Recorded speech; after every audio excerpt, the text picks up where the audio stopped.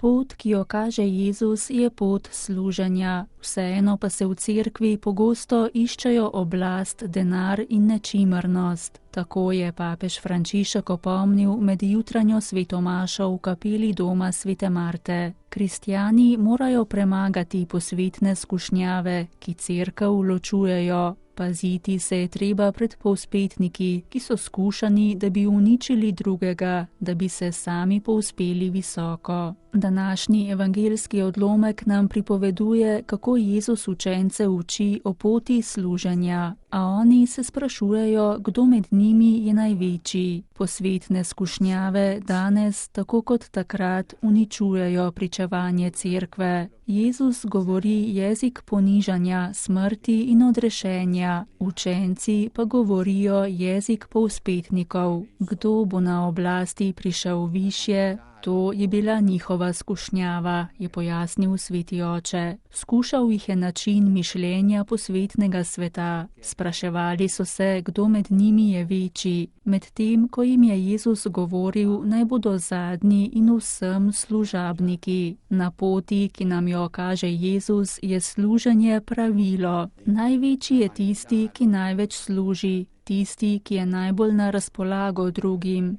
Ne tisti, ki se ponaša, ki išče oblast, denar, nečimrnost, ošabnost. Ne, ti niso veliki.